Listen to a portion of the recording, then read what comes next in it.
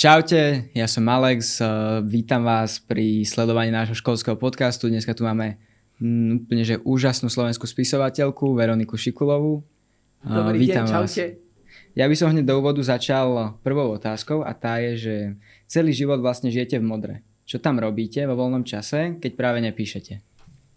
No, ja vlastne robím v knižnici, takže chodím do práce a vo voľnom čase píšem.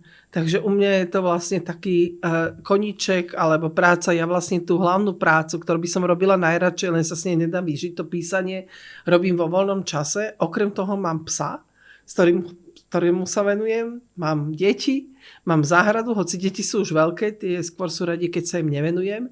Mám veľkú záhradu a tak asi ako každý. Ale vo voľnom čase píše.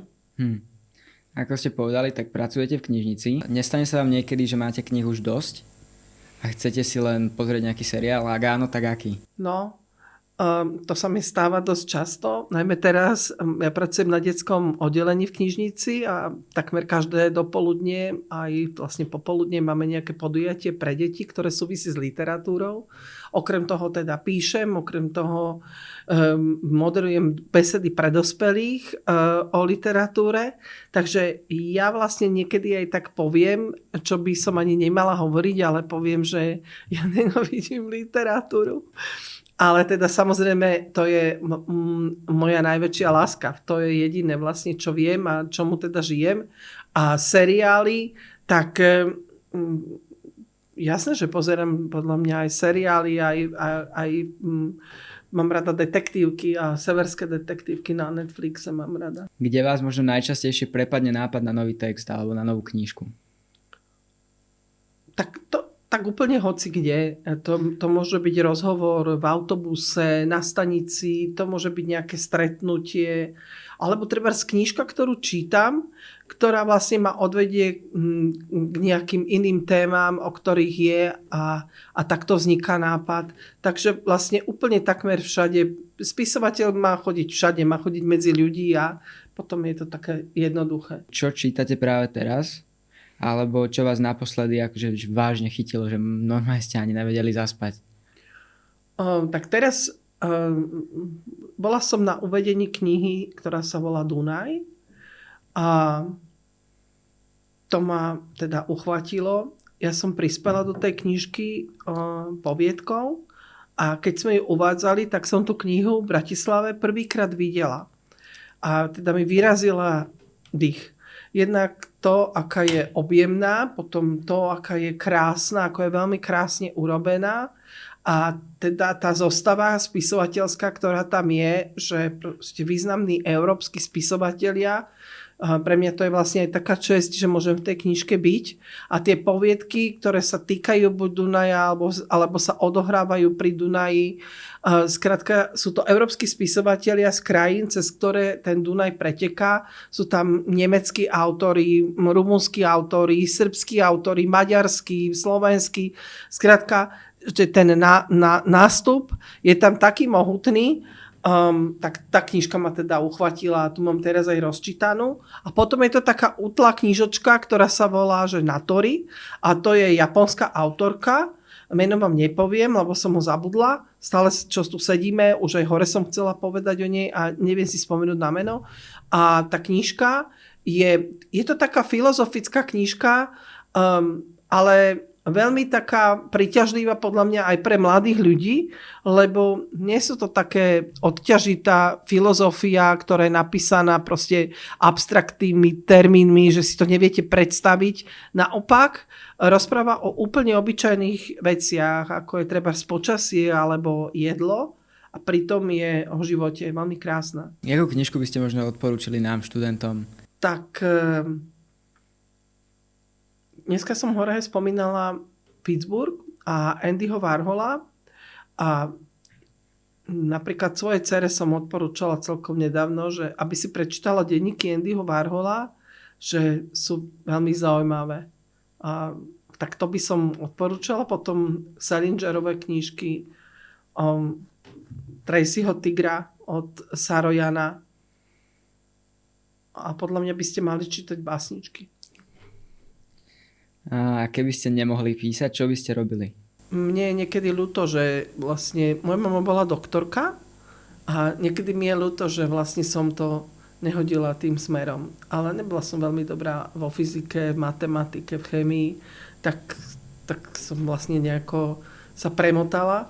Ale asi by som chcela vedieť viacej o zvieratách, o rastlinách a aj o ľuďoch. Medzerový plod ste písali o strate mamy. A ako ste sa cítili, keď ste túto knihu po dokončení pustili do sveta a čítali ju cudzí ľudia? To sa dá povedať o každej knižke. To nie je len, že Medzerový plod bol o mame, alebo niekde spomínam starú mamu, alebo otca, alebo niekoho.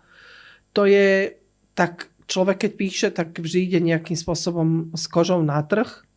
Môžete sa niekde skryť za to, že to je vlastne fikcia, alebo proste si z toho nerobiť ťažkú hlavu. Takže to niekedy ani nie je dôležité, že o čom tá knižka je, ale treba ako je napísaná. Lebo tých tém o rodičoch, o zomieraní napíše hocikto, ale ako napíše, to je dôležité.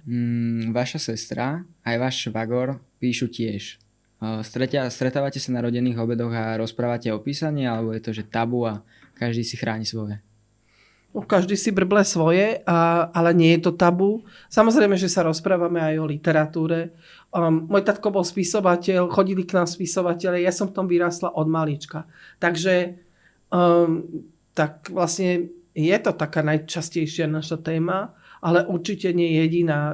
Akože veľkou témou je napríklad aj jedlo alebo všelijaké smiešné zážitky. Teraz taká otázka viacej k hudbe, že čo teraz konkrétne počúvate, keď možno píšete alebo relaxujete?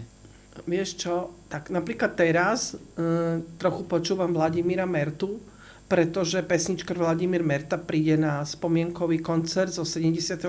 roku, o ktorom sa v Pezinku hovorilo, že to bol taký koncert ako Woodstock dôležitý, kedy sa vlastne veci nesmeli robiť a napriek tomu sa tam stretli títo Marian Varga, českí pesničkári, tak trochu počúvam Mertu.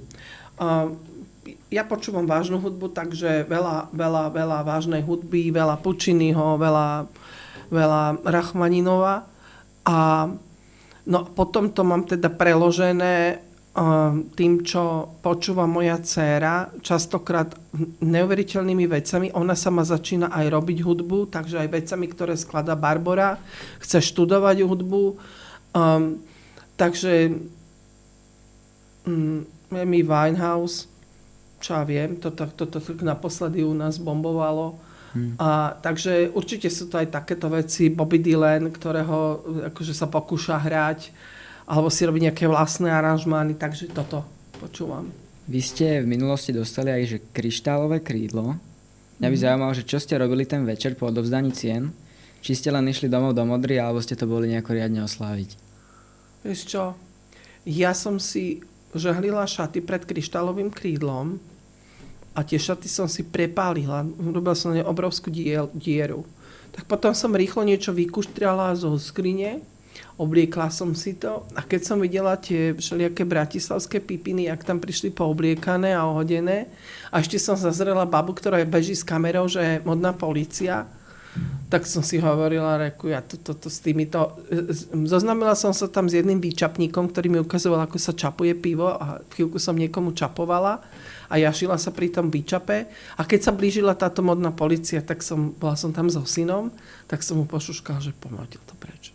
A odišli sme. Takže nikam som neuletela, ani na žúr, ani nikam naspäť pekne domov do Modry. Vy ste sedeli v parížskom ateliéri a písali o Francúzsku. Ako sa vlastne píše v cudzom meste? Je to oslobodzujúce, alebo sa cítite stratený bez domáceho prostredia?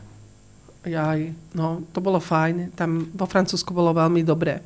Trochu som sa tam cítila stratená, trochu mi tam bolo smutno, ale vlastne, keď som prišla, tak som zistila, že celkom to bolo dobré, lebo som priniesla kopec textu a teda vlastne knižka v zápäti vyšla, moja, teda v úvodzovkách francúzska, ktorú som vo Francúzsku napísala. Rada by som sa tam vrátila. Podmienka je, že musia prebehnúť tuším 2 alebo 3 roky a potom môžem žiadať znovu o toto štipendium, ale určite budú mať teda prednosť takí, čo tam ešte neboli. Takže neverím tomu, že sa to zopakuje. Dobre, to je odo mňa všetko. Ďakujem Ďakujem. ešte raz za rozhovor, dúfam, že si to užili. Ja ďakujem. Prajem veľmi pekný deň. Ja ďakujem.